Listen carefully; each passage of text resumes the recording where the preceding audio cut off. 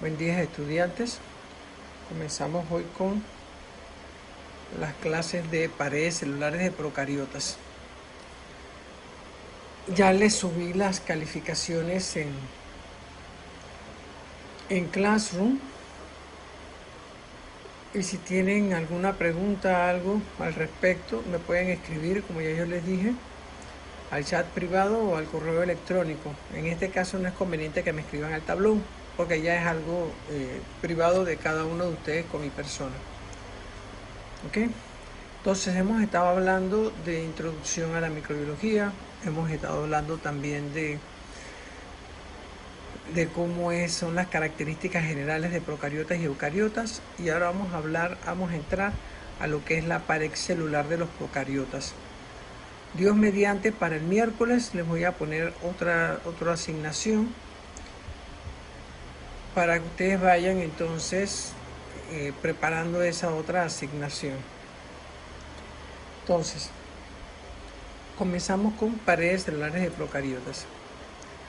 Nosotros vamos a tratar aquí en las paredes celulares, vamos a tratar las paredes de las eubacterias. Dentro de las paredes de las eubacterias vamos a hablar nosotros del peptidoglucano o peptidoglicano, que es lo común a todo este tipo de paredes celulares.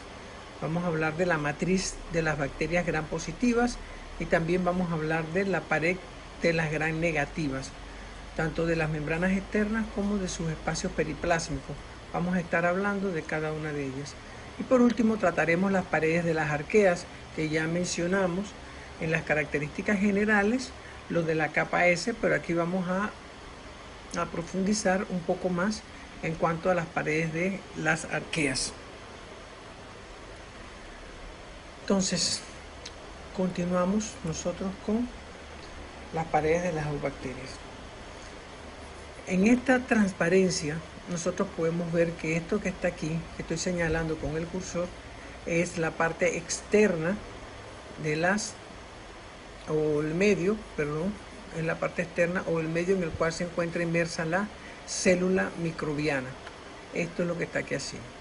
Entonces, aquí vamos a tener nosotros la membrana externa, que es la que se comunica con el medio externo, por un lado, y por otro lado se va a comunicar con el espacio periplásmico, que es este que tenemos nosotros aquí, que está en el medio. ¿Okay? Este es el espacio periplásmico.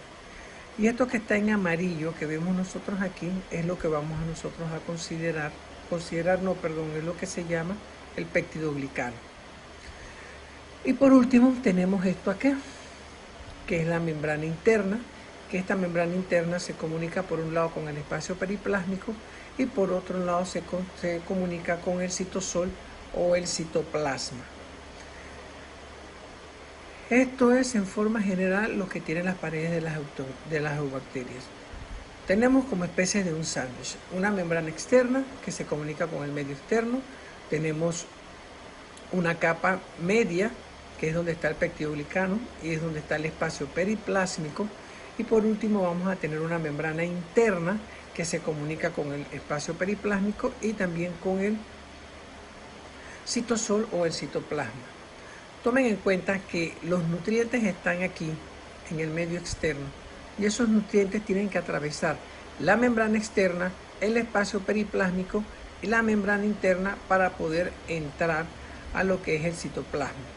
Entonces, estas son cosas que cuando veamos fenómenos de transporte vamos a estar explicando este tipo de situación de cómo los nutrientes van atravesando todo lo que es la pared celular hasta llegar al citoplasma.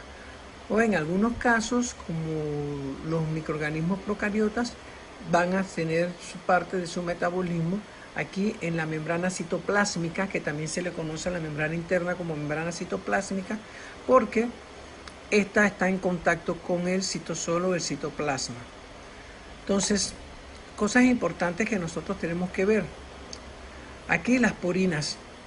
Ven, aquí son unos trímeros de puras proteínas, son proteínas transportadoras. Es estas que están así de color verdecito, son las que nosotros tenemos que tomar en cuenta. Y por otro lado tenemos que tomar en cuenta también los fosfolípidos, el peptidoglicano, que vamos a ir hablando de ello, y algunas lipoproteínas.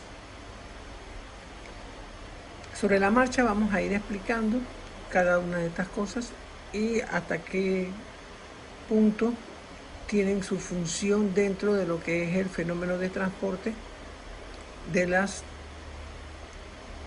nutrientes. Ok, aquí tenemos también otra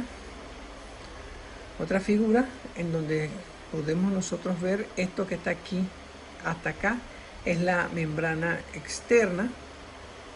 Aquí vamos a tener lipopolisacáridos, fosfolípidos, algunas proteínas que son trímeros. Esto más que nada son algunos trímeros que atraviesan, proteínas transportadoras en muchos casos. Aquí vamos a tener el medio, que es esto aquí, que es donde es el espacio periplásmico y donde vamos a tener nosotros el peptidoglicano. Y de acá tenemos nosotros la membrana interna, que esa membrana interna es la que nosotros vamos a conocer como la membrana citoplásmica, porque es la que tiene contacto directo con el citosol o el citoplasma. Esta es otra forma en tercera dimensión de más o menos cómo se está viendo lo que es la pared celular. Aquí en esta transparencia vamos a encontrar nosotros cómo se entrelazan los compuestos que hemos estado mencionando. Estas son las estructuras químicas de cada uno de ellos. Los que tenemos, lamentablemente ustedes nos han dado orgánica, que eso es algo que siempre les he dicho a los docentes de química, que esta asignatura se debería dar ya cuando ustedes hayan dado orgánica y estén dando por lo menos bioquímica, que hayan comenzado a dar bioquímica, porque de esa forma es más fácil que ustedes comprendan los distintos tipos de enlaces que vamos a tener nosotros dentro de, y las figuras también, dentro de lo que es la pared celular y cómo es el fenómeno de transporte, que también eso es importante que ustedes tengan un conocimiento de cómo pasan los nutrientes desde el medio externo hasta el citosol. ¿Ok? Entonces, ¿qué tenemos aquí? Este tipo de figuritas aquí que ustedes ven así, que se las estoy mostrando con el cursor, esto es lo que vamos a conocer nosotros como sacáridos. Son hexosas que las vamos a tener aquí. Estas hexosas van a estar unidas por un carbono, si ustedes lo ven aquí, este es un carbono. ¿Ves? Me gustaría tener de repente un tablero aquí y con ese tablero yo les voy dibujando, les voy poniendo los carbonos donde van, los hidroxilos donde van, los hidrógenos donde van y todo eso para que ustedes tengan una mejor comprensión de esto. Pero bueno, este es un disacárido, están unidos aquí estos dos, este es un sacárido, otro sacárido es un disacárido. Y en este carbono es donde se unen los lipopolisacáridos, que ustedes lo están viendo. Estos son los lipopolisacáridos. Entonces la membrana externa está compuesta por estos disacáridos y por los lipopolisacáridos. Está compuesto por eso. Entonces, esta membrana externa también va a tener proteínas que las van a atravesar desde la parte exterior hasta lo que es el espacio periplásmico, que es esto lo que estamos mostrando nosotros aquí. Esta proteína es conocida como, es un trímero de proteínas, es conocido como porina y es una proteína transportadora, que en muchos casos, cuando son macromoléculas, ayuda al fenómeno de transporte, o sea, a introducir los nutrientes que están en el medio hacia adentro del espacio periplásmico. Y posteriormente pasan después entonces, por medio de otras proteínas, este tipo de macromoléculas, hacia lo que es el citoplasma. ¿Okay? Entonces, aquí vamos a tener lipoproteínas de anclaje. Vemos distintos tipos de lipoproteínas de anclaje. Esto de una u otra forma, estas estructuras químicas le dan rigidez y flexibilidad a la pared celular de estos microorganismos. Entonces, estas lipoproteínas de anclaje van a ir a otros sacáridos. Estos sacáridos que ustedes ven aquí es lo que nosotros conocemos como el peptidoglicano, que es una unidad disacárida que vamos a hablar de ella más adelante. ¿Ok? Y aquí ustedes van a ver una serie de tetrapéptidos que van saliendo de estos disacáridos, de péptidos. Se llama peptidoglicano porque está compuesto de péptidos y de glicanos o glucanos, que son otros sacáridos, o sea, son unidades estructurales de proteínas con unidades estructurales de sacáridos. ¿Ok? Entonces la unión de esos, de los péptidos con los sacáridos, se conoce como péptido glicano. Aquí lo tenemos nosotros. E igualmente vamos a encontrar nosotros otros compuestos de anclaje que van a anclar entonces el espacio periplásmico, o más que nada el péptido glicano, con la membrana citoplásmica, que es esta, que es la última que tenemos aquí, que es la membrana interna, la membrana interior, que comunica el espacio periplásmico con el citosol o el citoplasma. Y aquí vemos otra serie de proteínas también, ¿ok?, que atraviesan también este tipo de pared celular. Entonces, vamos a hablar un poco de lo que son, ya mencionamos algo de la pared celular, vamos a hablar un poco de las estructuras de la pared celular, vamos a hablar un poco de una tensión que es muy importante, que es la tensión diferencial, la tensión de dos tipos de tintes, y que es muy importante en microbiología porque esto ayuda a microbiología médica, o sea, a los doctores, los ayuda a los médicos, a que ellos de una u otra forma, si saben si el microorganismo patógeno o el agente patógeno es gran positivo o es gran negativo, saber qué tipo de medicamento utilizar para poder de una u otra forma mantener un control en el crecimiento de este tipo de patógeno, para que no se desarrolle más, ya sea haciendo una disminución de su carga inicial o eliminando por completo a este agente patógeno. ¿Okay? Esto lo digo porque en algunas ocasiones no se puede eliminar el agente patógeno y lo que se hace es que se reduce su carga inicial a cantidades que no son tóxicas para la persona o el ser humano o el animal, que también se le dan antibióticos a los animales, de manera tal que ellos puedan entonces convivir un tiempo con este agente patógeno sin tener esos síntomas molestosos de cuando uno está enfermo. Entonces, ustedes en clases ya deben haber dado, en laboratorio deben haber dado cómo se fija, o la fijación, que aquí lo tenemos, de un portaobjeto, de una muestra en un portaobjeto, cómo se fija. Si no, yo se los platico de una forma bastante rápida. Se los digo que lo deben haber dado porque espero que hayan dado ya tinción simple. Es que no recuerdo bien el orden de los laboratorios, pero me parece que ustedes dan primero esterilización, dan primero lo que es el microscopio, las normas de bioseguridad, después dan esterilización, y después de esterilización me parece que el laboratorio 3 es la tinción simple. Ay, disculpen que no he terminado de explicar esta transparencia. Ok, la tinción simple, creo que ese es el orden, a menos que sea primero preparación de medios y después entonces sea, porque como dieron esterilización, puede ser preparación de medios y después entonces la tinción simple. De todas maneras, yo le voy a dar un repaso de esto, o les voy a hablar un poco en forma general. En la tinción simple se llama tinción simple porque utilizamos un solo tinte, entonces es tinción simple. Las tinciones diferenciales utilizamos dos tintes para poder hacer una diferenciación. ¿Okay? Entonces, ¿cómo se fija? Se fija tomando con un asa bacteriológica. En el asa bacteriológica se toma el microorganismo que vamos a tenerlo nosotros, ¿ves?, dentro de un plato Petri. Ese microorganismo se lo da la profesora. Bueno, lamentablemente no podemos hacer los laboratorios presenciales, van a ser virtuales, pero ella les mostrará por medio de vídeos o por medio de algunas transparencias, algunas diapositivas, cómo se va tomando el microorganismo con el asa. Se toma la muestra a penitas, porque ahí hay cantidades grandes de eso.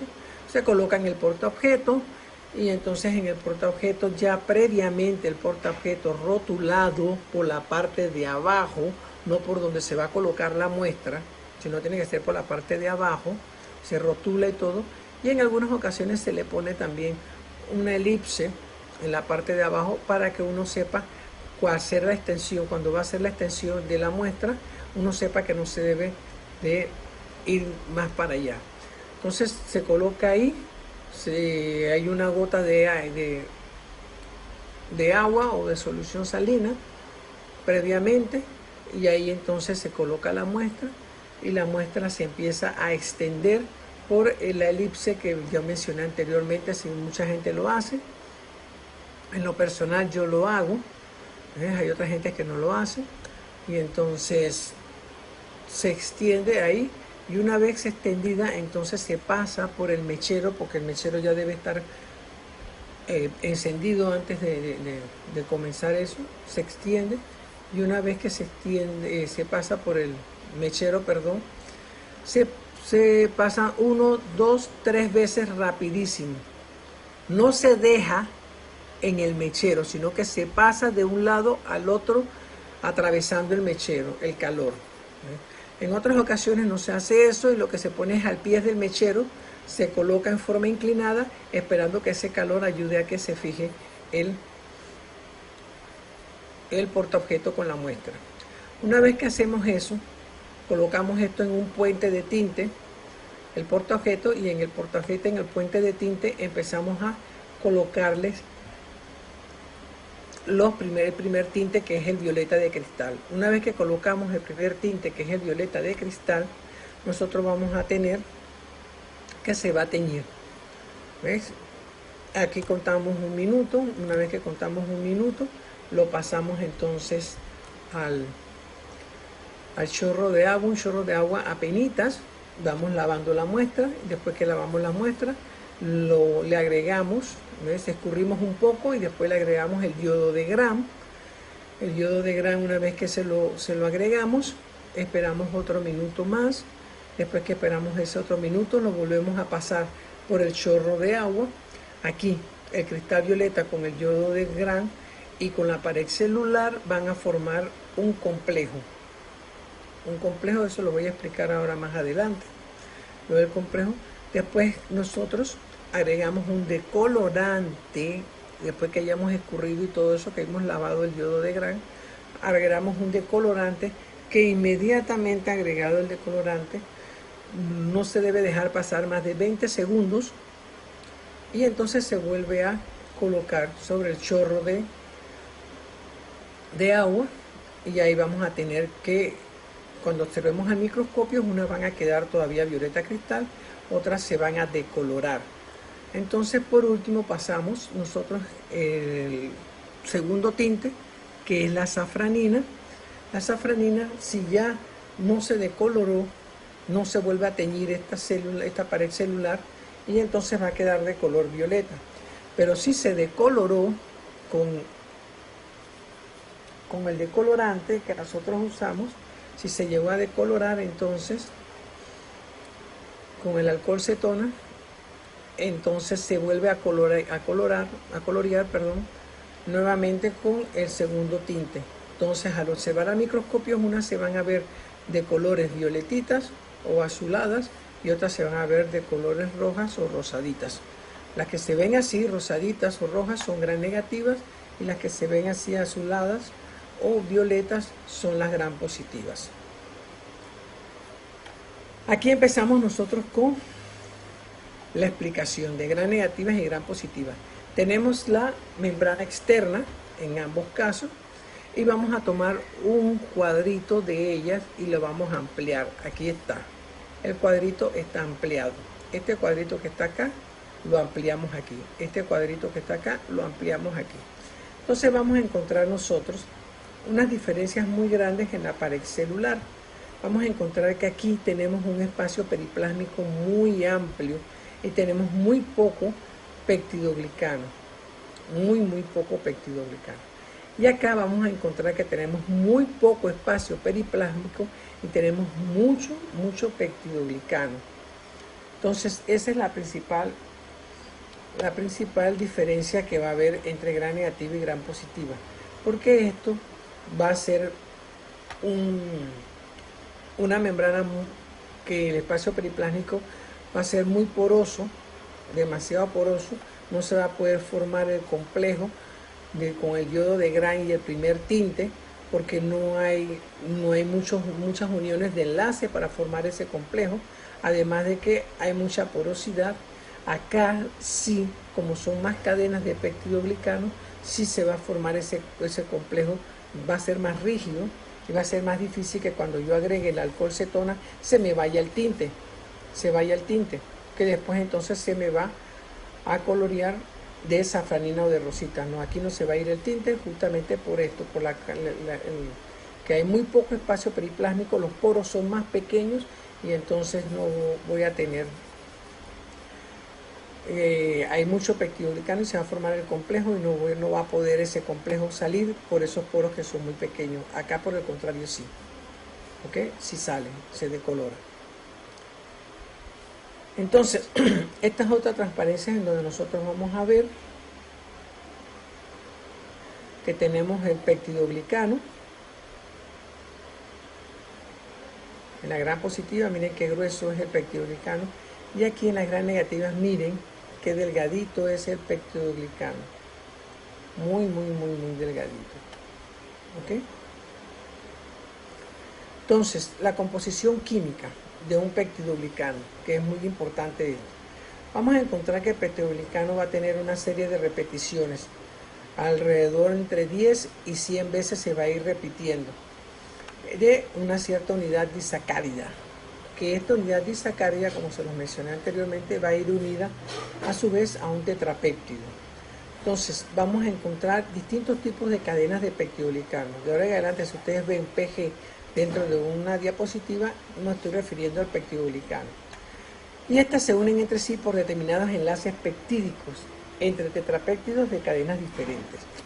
Los enlaces peptídicos, más adelante les voy a mostrar una transparencia, son los enlaces que se forman entre carbono y nitrógeno. Esos son los que nosotros vamos a llamar enlaces peptídicos. Entonces, la unidad disacárida, o sea, los dos azúcares que se repiten constantemente, es el NAG, el NAC y el NAM, el NAM. Que el NAC es el N-acetilglucosamina, que va a estar unida por un enlace beta 1,4 con el N-acetilmurámico. Son los dos disacáridos, N-acetilglucosamina, N-acetilmurámico. Y ambos van a tener un enlace de beta 1,4. Entonces, nosotros vamos a tener también distintas unidades disacáridas que se van a unir entre sí mediante enlaces beta 1,4. Y este enlace, por lo general, por medio de unas lisosimas, son las que son enzimas líticas, o sea que producen disrupciones entre los enlaces, es lo que puede ser roto por este tipo de lisosimas. Y la cadena tetrapéptida que sale de estos dos tipos de unidades disacáridas, por lo general es L-alanina, D-glutamina, M-adiaminopilmélico y D-alanina. Y salen desde el carboxilo del lactilo de cada N-acetilmurámico. ¿Ok? Por lo general, esto es lo que se tiene en el tetrapéptido. Sin embargo, pueden haber diferencias, pueden haber de repente ornitinas y cosas. Más adelante veremos algunas excepciones en esto, porque toda regla tiene su excepción. Pero por lo general, este es el tetrapéptido que va unido. El de L y el de D significa que uno gira hacia la izquierda, o sea que es levógiro, y el otro gira hacia la derecha, o sea que es dextrógiro. ¿Ok? Esa es como la glucosa que se administra en el cuerpo, se administra como dextrosa. Se le dice dextrosa porque gira, es de glucosa, gira hacia la derecha, cuando lo vemos en un polarímetro. ¿Ok? Aquí tenemos la estructura. Vemos el N-acetilglucosamina, que es este que está aquí. Vemos el N-acetilmurámico, que es este que está aquí. ¿Ves? Vemos que tenemos, a partir del oxígeno, tenemos 1, 2, 3, 4, 5 y 6 carbonos. Son 6 carbonos, entonces es un azúcar de 6 carbonos. Aquí tenemos también 1, 2, 3, 4, 5 y 6 carbonos. O sea que tenemos 6 carbonos en ambos lados. Las estructuras son distintas en cada uno de ellos. Uno es N-acetilmurámico, el otro es N-acetilglucosamina. Y el enlace beta 1,4, ¿ves? Que va del carbono 1 al carbono 4. Por eso es que iba en posición beta. Por eso se le llama beta 1,4. Entonces, el tetrapéptido, que empieza desde aquí hacia abajo, desde aquí, muchachos. O sea, el N-acetilmurámico es todo esto, ¿lo están viendo? Y este es el N-acetilglucosamina, es más pequeña esta molécula, esta molécula es más grande, ¿ok? Este N-acetilmurámico, de aquí, del carboxilo, de este lactilo, es donde se va a unir el tetrapéptido. Y entonces vamos a tener L-alanina, D-glutámico, M-diaminopimélico y D-alanina. Y en los enlaces peptídicos son estos: carbono, nitrógeno, carbono, nitrógeno, carbono, nitrógeno, carbono, nitrógeno. Los otros enlaces de carbono-carbono son enlaces glucosídicos. ¿Okay? Esta es una de las razones por las que siempre digo que se debe dar primero orgánica y después bioquímica, porque si ustedes hubieran dado ya todos estos tipos de enlaces, como son, yo inmediatamente ya no digo, se forma el enlace glucosídico, el enlace peptídico, y ya ustedes, como ya lo dieron, entonces ustedes saben de qué es lo que les estoy hablando. Y es más rápido este tipo de clases porque ya ustedes tienen previamente los conocimientos. Pero bueno, no pasa nada, yo les explico, y si ustedes tienen alguna duda, ya saben que me pueden escribir en un chat privado, al correo electrónico, o lo pueden colocar en el tablón. ¿Ok? Entonces, la estructura global del peptidoglicano es distintas cadenas lineales de ellas que van con n repeticiones del disacárido y sus tetrapéptidos. Y estos se van a unir entre sí por enlaces peptídicos, como ya se los mencioné anteriormente. Frecuentemente el enlace es un épsilon amino del M-diaminopimélico, del 3, y del carboxilo, del D-alanina 4.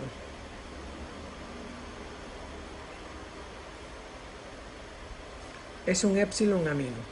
Y la estructura global es una sola macromolécula gigante que forma un sáculo rígido alrededor del protoplasto bacteriano. Todo esto que mencioné yo anteriormente, todo esto va a ir dentro de un sáculo, ¿ok? Rígido. Entonces, ¿qué tenemos nosotros aquí? Esta es otra forma para que ustedes vean cómo se va formando, cómo se van entrelazando.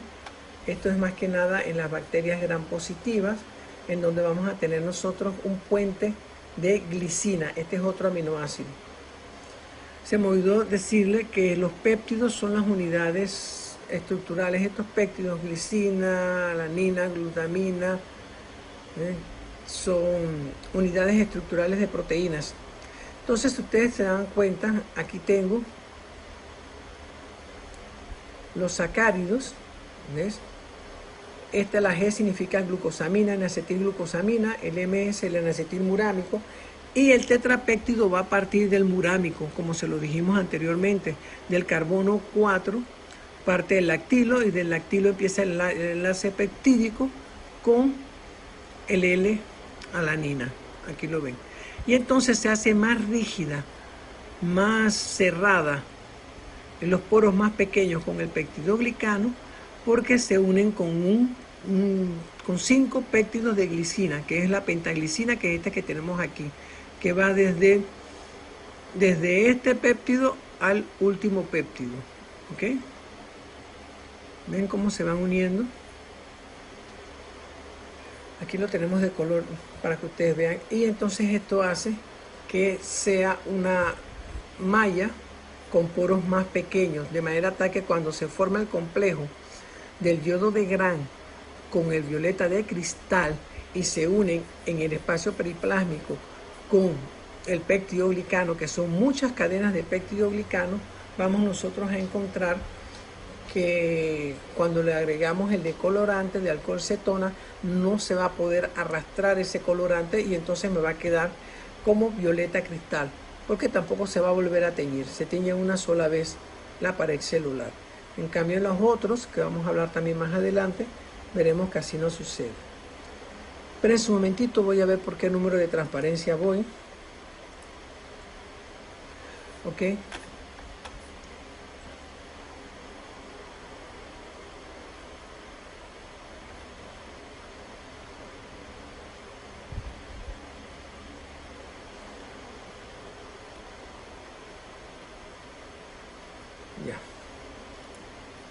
Entonces, vamos a tener pectinoglicanos de bacterias gram negativas.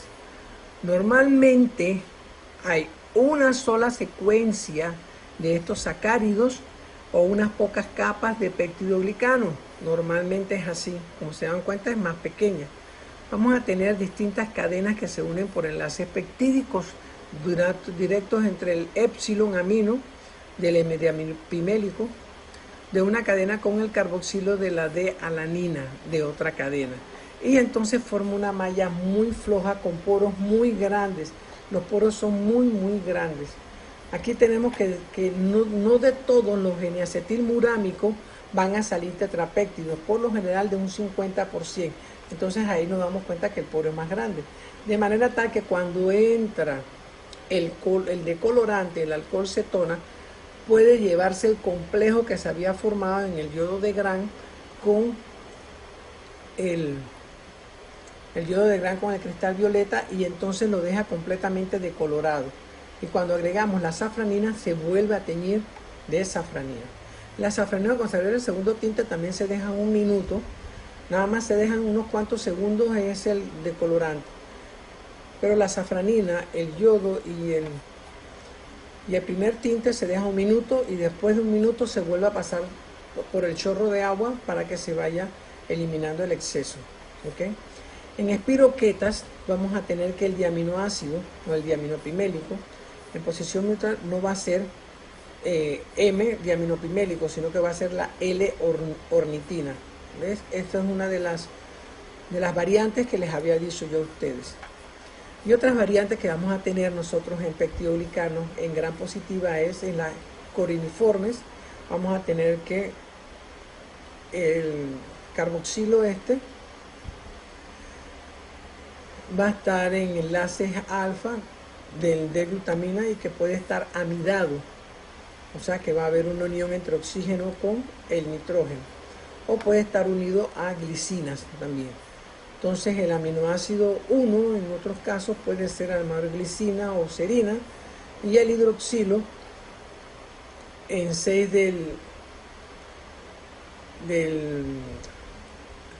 se me olvidó del N-acetil aminomurámico, puede estar acetilado. ¿Ves? O sea que va a tener un grupo acetil, una sustitución de acetil. El pectidoglicano de esta bacteria resiste entonces lo que son estas enzimas líticas o lo que es la lisocima. Vamos a dejarlo aquí, muchachos, y en la siguiente clase continuamos con lo que es la pared celular de estos microorganismos. Hasta luego y nos vemos el miércoles.